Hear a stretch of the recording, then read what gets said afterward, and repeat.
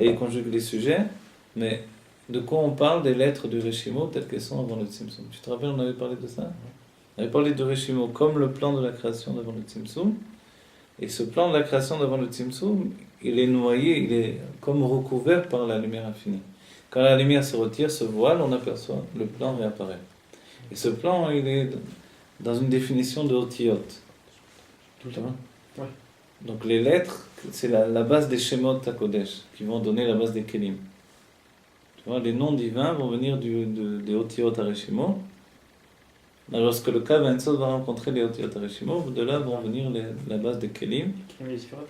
Voilà, les Kelim des Sphirot, et le Kav lui va porter les Orot, les lumières. D'accord. La rencontre des deux va donner finalement. Et le Reshimo, lui, finalement, il est aussi ces 10 Sphirot, mais dans un état de négation des Sphirot. Pourquoi? Parce qu'on a dit que il s'agit de Sphirot qui ne sont pas finalement, qui ne sont pas même en Kohar, mais on a dit qu'ils étaient en Kohar pour bien donner une définition toutefois. Et ça, c'est avant le Tzimtzum, chez Alze, Amar, Bazoar, de Betrilato. Et sur ce point, dit le Zohar, au commencement, Beresh, Urmanita, de Malka, Gelif, Gelifu, Beteiru, là. Dans la tête du palais du roi, Gelif, Gelifu, Beteiru, là. Creusé, il a creusé dans la pureté supérieure. On appelle la pureté supérieure, Teiru, il a tout ce qui se trouve avant le Tzimtzum. Teiru, Tata, c'est après le Tzimtzum. D'accord. Donc Teiru, la pureté supérieure, Teiru, Tata, inférieure, après le Tzimtzum. Donc dans cet état d'avant le Tzimtzum, forcément tout est encore fusionné dans la présence de la perception de l'essence de Dieu. Donc la lumière infinie n'est jamais séparée de l'essence de Dieu.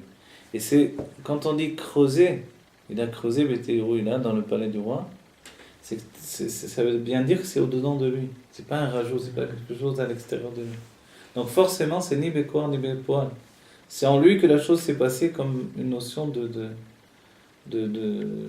vois, de faire ressurgir à l'intérieur. C'est pour ça, tu te rappelles les Rébis, il y a une histoire où les Chassidim sont partis en Amérique, ils ont vu des personnes qui étaient très éloignées, etc. Ils ont exprimé comme quoi, chez un juif, il n'est jamais éloigné, que c'est comme l'encre sur le Sefer Torah, ils sont en unification. Et le Rabbi Rayatz leur a dit, il n'a pas dit la chose qu'il fallait, il fallait leur dire que voilà, c'était gravé, c'est gravé comme gravé dans la pierre. Pas que c'est comme l'encre, parce qu'alors on peut l'effacer aussi. Mais quand c'est gravé dans la pierre, c'est la pierre elle-même, on ne peut pas le déloger de là. Et ainsi, c'est l'idée ici, c'est que c'est dans le divin, il n'y a pas un rajout, c'est en lui. Tu vois, c'est creusé. Tu prends un outil, tu creuses à l'intérieur des lettres, comme on a creusé, c'est le sol des Luchot, l'idée des Luchot, l'étape de la loi. Donc en fait, finalement, qu'est-ce qui est creusé? Ce sont des conduits de direction. Ça s'appelle une ashara. On va voir si c'est défini ici. Gelif, Gelifu, Beteiru, Ilaha. Deresh Humanita de Malka. Voilà. Voilà. De Betrila, Titorerut, Aratson, Gelif, Gelifu. She'en Prinat Chakikat Otiot Beatzmiut. Voilà, il le dit. Il dit, qu'est-ce que c'est ce sujet de Gelif, Gelifu? Ce sont le niveau de Chakikat Otiot Beatzmiut. Le fait de creuser les lettres dans les sens. Les lettres, qu'est-ce que c'est? Ce sont les surantes elles-mêmes, d'un certain point de vue. Vezeo masheshier beatzmo bekwa. Et ça, c'est ce qui est dit. Il a sheshier beatzmo, il a évalué en lui en possibilité. Kumoshkato makom acher, veu inyan areshima, comme il est écrit ailleurs, c'est le sujet du reshima, donc la trace. Dekodem atzimsum. C'est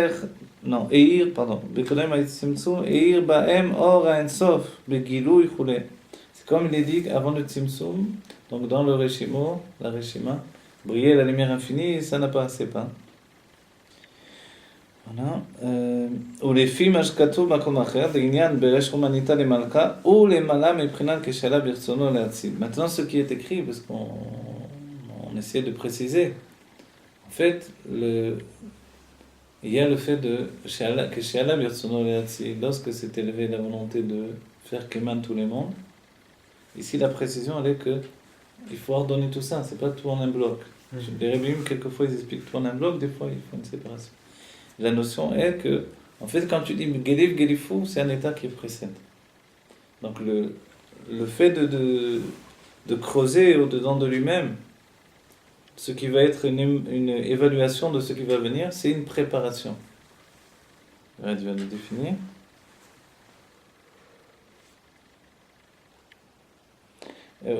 ועיין מה שכתוב בדיבור המתחיל יום טוב של ראש שנה רסה, עניין בחינת מחשבה ורצון. On fait de la notion de marshava et ratson. Dans le Rabbi Rachab, il va préciser, on finit dans 4 lignes, il va préciser qu'il y a la marshava, la volonté, et le ratson c'est la volonté, mais il y a une marshava. La marshava, a priori, c'est l'intellect. L'intellect, c'est inférieur à la volonté. Mais en fait, il y a une volonté qui précède même, ou un intellect qui précède la volonté. Ça s'appelle la marshava.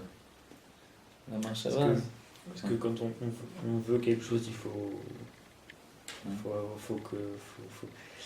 qu'il y ait, si on peut dire, un intérêt pour cette chose-là. Exactement, c'est vrai, tu as raison. Alors, sous-entendu, l'intérêt, il a précédé.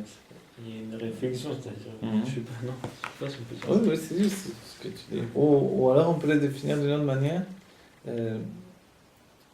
La pensée, regardons-nous, comment c'est la pensée? C'est ininterrompu. Tu vois? Tout à coup, je veux quelque chose. Là, j'ai arrêté presque la pensée sur une chose que je veux. Mais la pensée elle-même, elle ne s'arrête pas. Même quand je dors, ça continue. Ça ne s'arrête jamais, tu vois. En fait, donc cette pensée qui ne s'arrête jamais, c'est aussi une infinie possibilité de toute chose. Si la création des mondes elle existe dans la pensée, imagine, c'est une création illimitée avec des possibilités infinies. Que les mondes soient d'une manière ou d'une autre, c'est une pensée qui court, qui avance, qui n'a pas de début, qui n'a pas de fin. Et quand tu dis une volonté, forcément tu as arrêté la pensée pour la fixer dans une volonté. Je veux que les mondes soient comme ça, 10 sur 1. Mais avant, dans la pensée, la pensée, c'est 11 sur 12 sur 32, 30, qu'est-ce que ça fait? Tu vois? Les mondes comme ci, comme ça, les non-juifs plus élevés que les juifs, toutes choses finalement. Qui a dit que ça devait être comme ça? Dans la pensée, ça ne s'arrête pas. Tu vois? La pensée, ça rejoint l'idée d'évaluation ininterrompue. La shara. Ça, tu c'est quoi la shara? On a dit c'est quoi la shara? La shara, c'est l'évaluation, c'est la péoula elle-même de Gelif Gelifou en fait. C'est ce fait de creuser au-dedans de lui. Et c'est pour ça que là, il nous définit, en fait, on doit entendre que le Gelif Gelifou, il précède l'élévation de la volonté. La shara, ça veut dire quoi? Ça veut dire, si on peut dire, faire une sélection? Ça veut dire ça? D'un certain point de vue, oui. C'est-à-dire que d'abord, tu as une pensée totalement libre. Une shara, non. La shara, toi, tu l'entends, j'ai compris, faire une sélection. Non, c'est ce qui précède la sélection. C'est l'infinie possibilité de toute chose, de toute notion, de toute existence, de toute vie. Tout est vu d'une manière, mais à l'infinie possibilité de toutes les codifications, de toutes les... comment on pourrait dire, vraiment toutes les directions. Tu as un point de perspective et tu as tous les points qui partent de tous côtés. Toutes les lignes. Après, dès que la volonté s'est élevée, on va emprunter cette ligne-là. Mais tant que cette ligne-là n'a pas été fixée par la volonté, forcément, on peut prendre des tas de points de perspective. Donc, au final, une même personne pouvait être née dans un autre pays, avoir une autre culture, avoir fait un autre parcours de vie, avoir d'autres volontés dans la vie en particulier. D'où est-ce que ça vient? Ça vient d'un autre point de perspective dans la shara. Tu vois? Juste pour entre parenthèses, parce que j'ai étudié avec le sphère de Rav Zalman Goupin pour sa mère. Je crois qu'il apporte un exemple, il dit que c'est comme un architecte qui veut faire un plan d'une maison. Alors au début, je crois, il y a toutes les possibilités, mais après, au fur et à mesure qu'il fait le plan, il va choisir quel matériau le plus adapté pour tel endroit, telle mur, couleur. Je sais pas, je crois que c'est. Je sais pas si ça rejoint. Oui, non.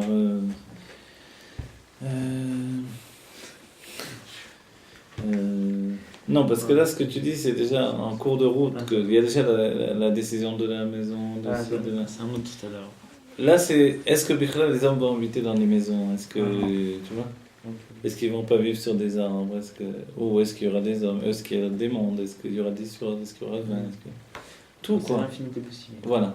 Et cet état, pense bien, on est au-delà du temps. C'est-à-dire que quand on parle de ça, c'est C'est pas que c'était un moment et c'est terminé parce qu'il y a eu le Tzimtzum, mais parce qu'il y a eu les mondes. Non, cet état, il existe toujours, puisque dans l'infini divin, c'est aujourd'hui qu'il est là, il existe aujourd'hui avec nous, quoi. Mais simplement, il n'est pas bête ficelle, on le saisit pas. Si on dit qu'on peut tout changer par la Géoula, c'est aussi qu'on peut changer par un état qui existait de possibilité de changement infini. Bon, on va terminer pour ce soir. ויש לומר דאותיות הרשימו, אין למעלה גם מבחינת כשאלה ברצונו, ויש לומר דזהו דוגמה, מבחינת אותיות המחשבה, המבואר בליקוטי תורה.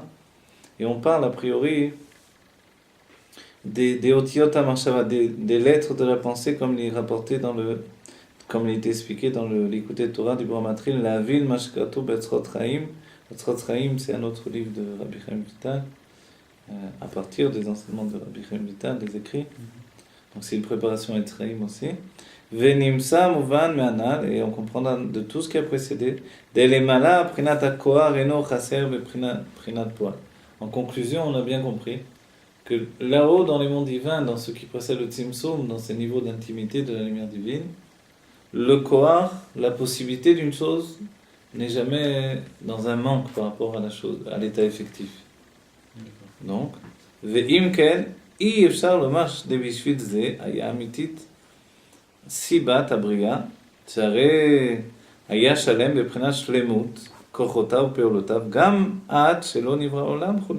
Là, on termine le sujet finalement.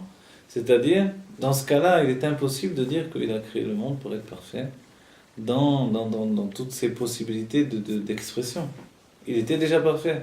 Puisqu'on a analysé un niveau où le Kohar, l'état de potentiel, n'a pas besoin d'un état effectif. Et que même de l'exprimer comme Kohar, c'était presque à titre d'exemple, en fait. Voilà, et après ça continue, et voilà. En fait, c'est essentiel d'étudier tout ça. Pourquoi c'est essentiel? Pour bien comprendre qu'il y a toujours plus haut déjà, chose importante. Pour comprendre que l'observation, même sur l'idée de création du monde, elle dépend du point d'observation, comme on a dit presque du point de perspective, où on se place.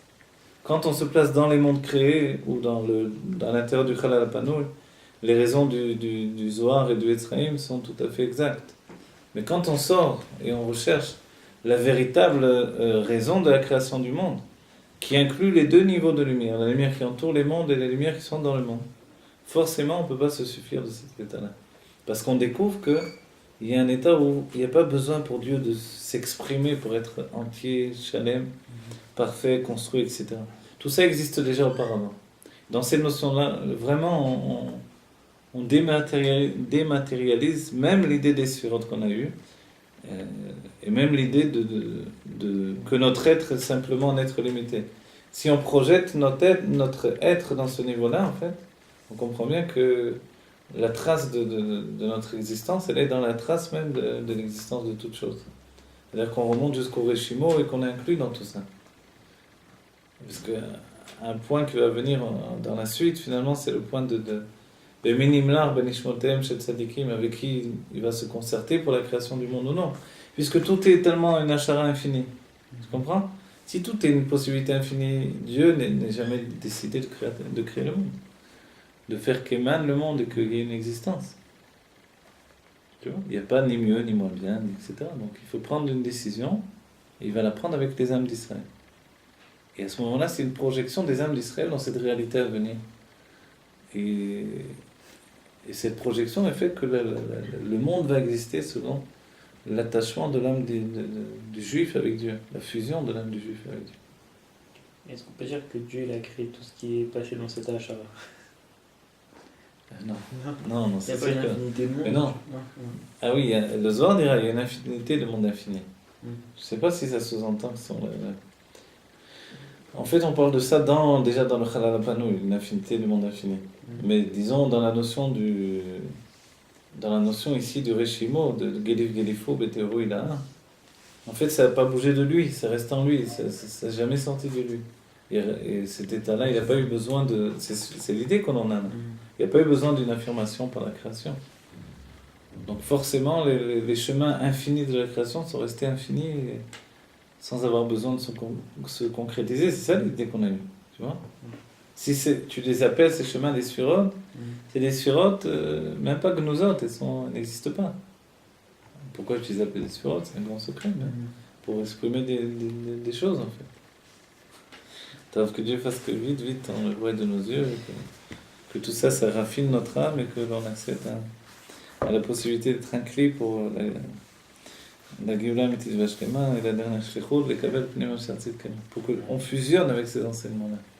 Ça, c'est des enseignements qui nous ressuscitent, en fait. C'est essentiel. Tu peux appuyer à côté de toi. Merci beaucoup.